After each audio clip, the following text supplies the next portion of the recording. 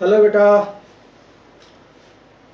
बेटा आज हम लोग डिस्कस करते हैं 1/2 फैक्टर आई से रिलेटेड न्यूमेरिकल, जिसमें किसी इलेक्ट्रोलाइट सॉल्यूट का डिग्री ऑफ डिसोसिएशन या डिग्री ऑफ एसोसिएशन फाइंड करना हो। तो सबसे पहले बेटा हम आप लोगों को एक एनसीईआरटी का एग्जाम्पल बताते हैं। बहुत ही इंपॉर्टेंट क्वेश्चन है और उसको डिफरेंट मेथड से कैसे सॉल्व करते हैं, उसी सेम क्वेश्चन को हम 3 मेथड से सॉल्व करेंगे। और वो एग्जाम्पल नंबर 2.12 है। देखते हैं क्वेश्चन क्या है। पहले हम लोग example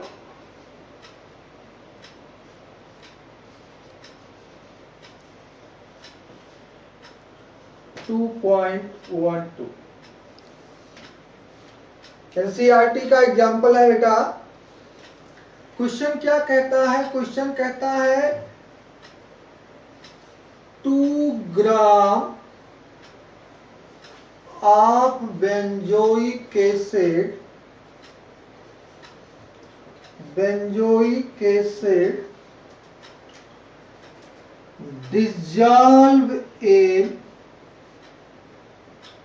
dissolve in 25 gram of benzene. 25 gram of benzene shows depression in freezing point.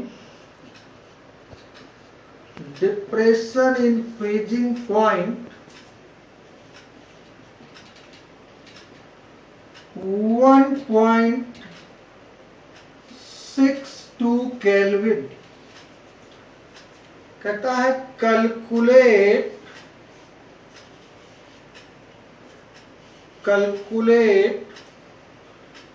Percentage association of benzoic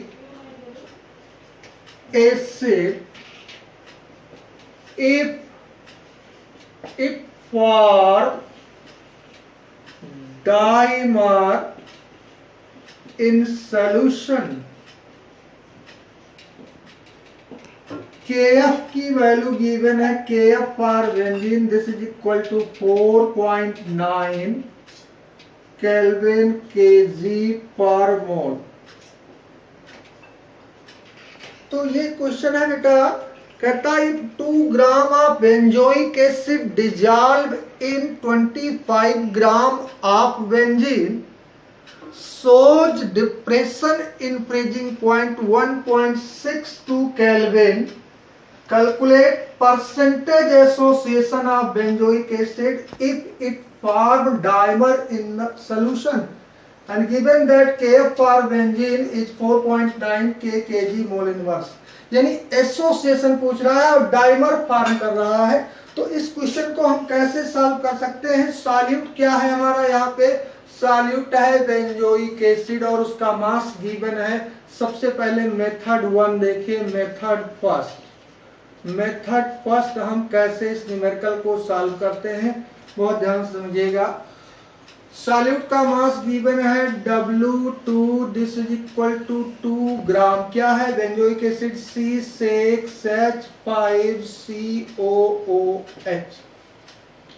solvent 25 ग्राम है बेंजीन, यानी W1 this is equal to 25 gram. ये है बेंजीन C6H6।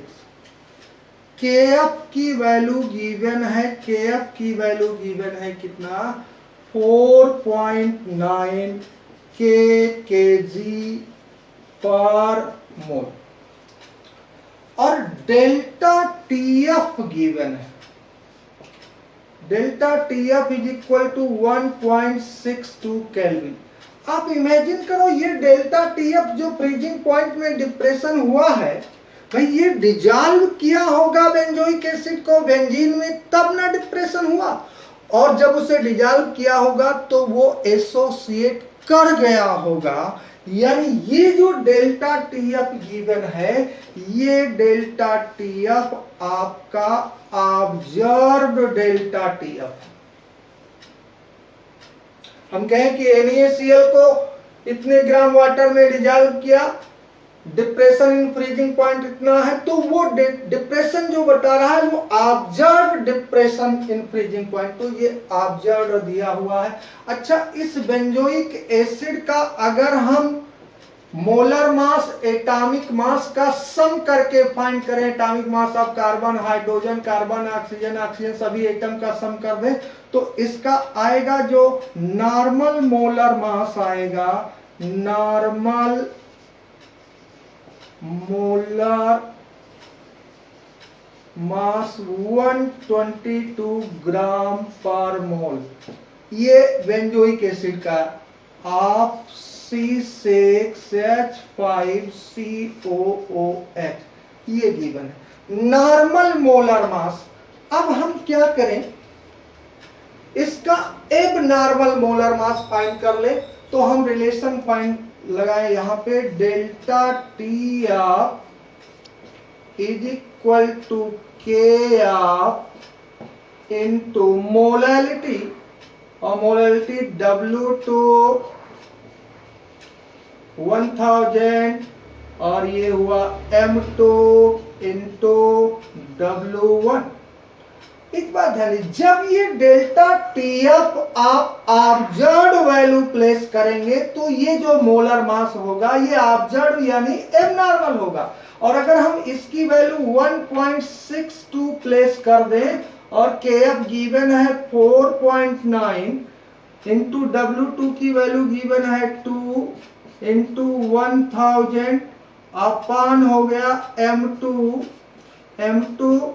इंटू W1 कितना है 25, इससे M2 हम find करें, ये जो M2 आएगा ये कितना आ गया 4.9 इंटू 2 इंटू 1000 अपान 1.62 इंटू 25, और ये अप्रॉक्सीमेटली आएगा 241.98 ग्राम पर मोल। ये जो मोलर मास आया M2 जो आया ये क्या है हमारा, ये है एबनॉर्मल मोलर मास। एबनॉर्मल क्यों? क्योंकि ये जो डेल्टा TF हमने प्लेस किया था, ये कौन सी वैल्यू प्लेस किया था, मैंने ऑब्जर्व्ड वैल्यू प्लेस किया था। अब देखो नॉर्मल मोलर मास उसका गिवन है, कितना है आपका नॉर्मल मोलर मास, इसका मैंने बताया था कितना होता है, एटॉमिक मास को सम करके फाइंड करें 122।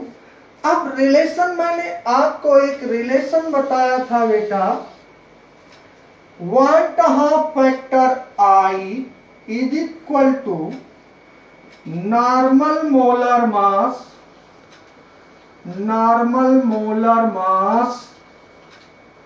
upon abnormal molar mass,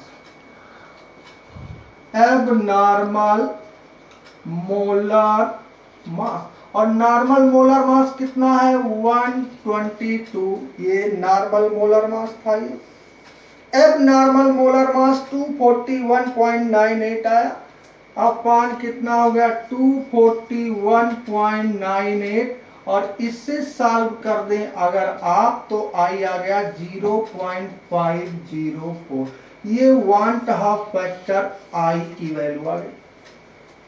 अब ये एसोसिएट करके डाइमर फॉर्म कर रहा है, तो कितने मॉलिक्यूल एसोसिएट कर रहे हैं 2, तो 2 मॉलिक्यूल ऑफ C6H5COOH, और ये एसोसिएट करके फॉर्म कर दिया डाइमर C6H5COOH होल ट्वाइस। अब अगर हम कहें, ये देखिए यहाँ 2 मॉलिक्यूल से 1 फॉर्म हो रहा है, यानी जितने एसोसिएट कर रहे हैं उसका हाफ ये फॉर्म हो रहा है। अगर इसको हम 1 ले ले तो इनिशियली ये 0 रहा होगा। अगर ये अल्फा एसोसिएट करता है अल्फा, तो कितना पहले था कितना 1, अल्फा एसोसिएट कर गया तो बचा कितना 1 माइनस अल्फा। अब देखो अल्फा यहां 2 पे 1, तो अल्फा एसोसिएट किया तो कितना फॉर्म हुआ, ये फॉर्म हुआ अल्फा बाई 2, अल्फा बाई 2। अब टोटल पार्टिकल्स निकालिए, टोटल पार्टिकल्स इन सबको सम कर दीजिए, 1 minus alpha plus alpha by 2 कितना आएगा ये, 1 minus alpha plus alpha by 2, this is equal to 1 minus alpha by 2। अब आई का फार्मूला था कि total particles upon particles before association, so i is equal to हुआ टोटल पार्टिकल्स मीन्स कितना, 1 minus alpha by 2 upon particles before association कितना लिया हमने 1, और आई की वैल्यू कितना फाइंड किया हम लोग 0.504, this is equal to 1 minus alpha by 2, alpha by 2 इधर ले आइए, so alpha by 2 is equal to 1 minus 0.504, यानी ये आ गया कितना 0.496, सो अल्फा 2 से मल्टीप्लाई हो जाएगा, सो ये अल्फा बाई 2 आया, तो अल्फा कितना आ गया, अल्फा आ गया आपका 0.992। इसे परसेंटेज में कन्वर्ट करने के लिए 100 से मल्टीप्लाई कर दें तो अल्फा हो गया कितना 99.2%। एक बार दोबारा देख लीजिए, सबसे पहले मैंने observed colligative property delta TF की वैल्यू प्लेस किया, ऑब्जर्व्ड मोलर मास निकाल दिया, और फिर नॉर्मल मोलर मास और ऑब्जर्व्ड मोलर मास के रेशियो से आई की वैल्यू ले ली। अब मैंने टोटल पार्टिकल्स देखा एसोसिएशन पे कितने हैं, तो आई का ये भी फार्मूला होता है कि number of particles after dissociation और association upon number of particles before dissociation और एसोसिएशन। तो मैंने टोटल पार्टिकल्स अपॉन 1 कर दिया इक्वल टू आई की वैल्यू प्लेस कर दिया, और अल्फा ही यहाँ पे एसोसिएशन का डिग्री ऑफ एसोसिएशन है, अल्फा कैलकुलेट कर दिया। ठीक है, अब इसके बाद हम लोग सेकेंड मेथड देखते हैं। ठीक है, अब बेटा इसी न्यूमेरिकल को हम लोग दूसरे मेथड से करते हैं। मेथड सेकंड हम ले ले, इसी न्यूमेरिकल को सॉल्व करने के लिए ये डेटा आपको गिवन है, ये नॉर्मल मोलर मास है। हम ये इमेजिन करें कि ये डेल्टा टीएफ ऑब्जर्व्ड था, अगर ये एसोसिएट नहीं करता तो डेल्टा टीएफ की वैल्यू कितनी होती। मान लो कि ये बेंजोइक एसिड एसोसिएट नहीं करता, तो हम कहते delta TF is equal to K F into molality, W2 into 1000 upon M2 into W1। ये वैल्यू जो होती, ये होती कैलकुलेटेड वैल्यू, नॉर्मल वैल्यू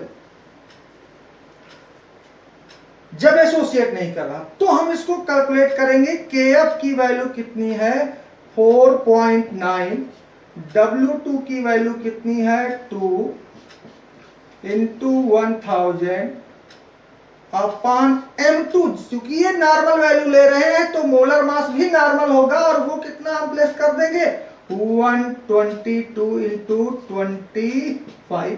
अब ये डेल्टा टीएफ जो है इसको हम सॉल्व करके ये नॉर्मल कह लीजिए, कैलकुलेटेड कह लीजिए, थ्योरेटिकल वैल्यू, और ये अबाउट आएगा कितना, ये वैल्यू आएगा 3.41।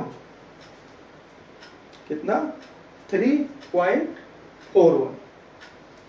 इसको अगर पूरा सॉल्व कर दें तो ये डेल्टा टीएफ की वैल्यू आ जाएगी 3.41 या अप्रॉक्सीमेटली 3.12। ठीक है बेटा, ठीक है। इसको सॉल्व करें तो ये कितना हो गया ये हो जाएगा 9800 अपॉन 3050। इसको सॉल्व करेंगे आप तो आएगा 3.12 केल्विन, राइट। ये डेल्टा टीएफ कैलकुलेटेड निकाल लिया और डेल्टा टीएफ ऑब्जर्व गिवन है तो यहां से मैंने आई की वैल्यू निकाला, i equal to observe colligative property means delta TF observe upon delta TF calculated. और डेल्टा टीएफ ऑब्जर्व 1.62 कैलकुलेटेड कितना फाइंड किया 3.12 और इसको सॉल्व किया तो आई की वैल्यू आ गई कितनी, फिर 0.504 ये आई की वैल्यू। फिर उसी प्रोसेस से हम इक्वल कर दे क्या, i equal to total particles कितना आया था 1 minus alpha by 2, particles before association कितना आया था 1 और ये हो गया 0.504, this is equal to 1 minus alpha by 2, so alpha by 2 equal to 1 minus 0.504 और ये है 0.496 equal to alpha by 2। Alpha find किया तो आया 0.992, परसेंटेज में चेंज करो 100 से मल्टीप्लाई कर दो, so alpha is equal to 99.2%। दोबारा देख लें आप लोग बेटा, जैसे मैंने पहले मोलर मास से आई की वैल्यू निकाला था, अब मैंने कॉलिगेटिव प्रॉपर्टी से आई की वैल्यू निकाल ली, लेकिन ये जब हम मोलर मास नॉर्मल रखेंगे तो ये वैल्यू नॉर्मल आएगी। फर्स्ट में हमने कहा था ये ऑब्जर्व्ड वैल्यू प्लेस कर दिया और मोलर मास निकाला तो वो ऑब्जर्व्ड आ गया, ठीक।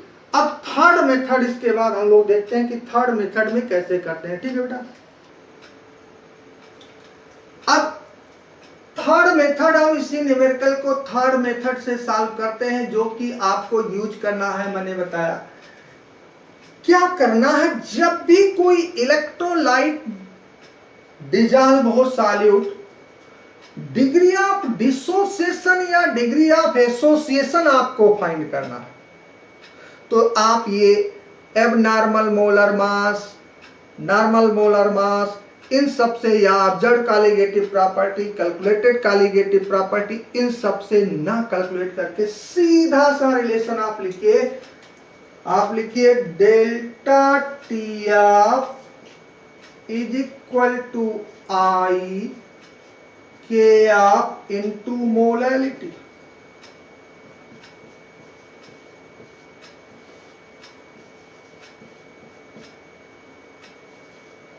ये रिलेशन लगा दिया। अब ये डेल्टा टीएफ की जो भी वैल्यू हो, हम कहते डेल्टा टीएफ में डेल्टा टी भी गिवन होता, ऑस्मोटिक प्रेशर गिवन होता किसी भी इलेक्ट्रोलाइट सॉल्यूट कंटेनिंग सॉल्यूशन का, तो हम रिलेशन उसका हम सीधे यूज कर देते। और फिर डेल्टा टीएफ की वैल्यू गिवन है 1.62, आई की वैल्यू गिवन नहीं है, केएफ की वैल्यू 4.9 है और W2 की वैल्यू 2 ग्राम है इंटू 1000 अपॉन मोलर मास इसका कितना होता है 122। वही कैलकुलेटेड मोलर मास प्लेस कर दें और W1 दिया है 25। यहां से अगर हम I की वैल्यू कैलकुलेट कर लें तो I की वैल्यू आ गया 4.9 into 2 into 1000 upon 1.62 into 122 into 25। No, i की वैल्यू कितनी नहीं, आई की वैल्यू आ गई कितनी, यहां से निकाला ना आई, इससे मल्टीप्लाई हो गया तो आई की वैल्यू आ गई कितना 1.62 into 122 into 25 divided by 4.9 into 2 into 1000। ये आई की वैल्यू आ गई। किसकी वैल्यू आ गई, आई की वैल्यू। अब आई की वैल्यू सॉल्व करें यहां से आप, सो आई इक्वल टू 0.504 ही आएगा। अब मैंने रिलेशन बताया था degree of association, degree of association. सीधा फार्मूला हमने कहा था alpha is equal to i minus 1 upon 1 upon N minus 1, ये फार्मूला था। कितने मॉलिक्यूल यहाँ C2 मॉलिक्यूल इसके एसोसिएट कर रहे हैं, डाइमर फॉर्म कर रहे हैं, इसके 2 मॉलिक्यूल एसोसिएट हो रहे हैं। कितने? 2 molecule. So n is equal to 2 है। इसमें अल्फा कैलकुलेट करना है, आई की value 0.504 minus 1 upon 1 upon 2 minus 1। यहाँ भी निगेटिव में आएगा, यहाँ पे भी निगेटिव, निगेटिव निगेटिव कैंसिल हो गया। ऊपर की वैल्यू कितनी आ गई? 0.496 और नीचे कितना आ रहा है? 1 upon 2। So alpha equal to हो गया 2 into 0.496, this is equal to 0.992 means 99.2%। सबसे इजी मेथड है आपका, जो भी ऑब्जर्व कॉलिगेटिव प्रॉपर्टी गिवन हो उसकी वैल्यू रखो। इलेक्ट्रोलाइट है, आई इंट्रोड्यूस करो, आई को कैलकुलेट करो, फिर आई की वैल्यू से सीधे डिग्री ऑफ एसोसिएशन या डिग्री ऑफ डिसोसिएशन के फार्मूले से अल्फा की वैल्यू कैलकुलेट कर। अब वो कहता है 2 ग्राम NaCl dissolve in 100 gram water have osmotic pressure this, तो सीधे लगाइए पाई इक्वल टू ICRT और सीधे आई की वैल्यू कैलकुलेट कर लीजिए और फिर आई की वैल्यू से उसका डिग्री ऑफ डिसोसिएशन कैलकुलेट करिए, अगर वो कंप्लीटली डिसोसिएट नहीं किया है तो। अब वो सीधे कह रहा है कि डेल्टा TF ही बताइए कितना होगा, और कंप्लीट डिसो तो आई की वैल्यू हम प्लेस करके डेल्टा TF कैलकुलेट करेंगे। ठीक है, क्लियर हो गया। तो सबसे इजी मेथड यही है जिससे आप ऐसे न्यूमेरिकल को सॉल्व कर सकते हैं। ओके बेटा।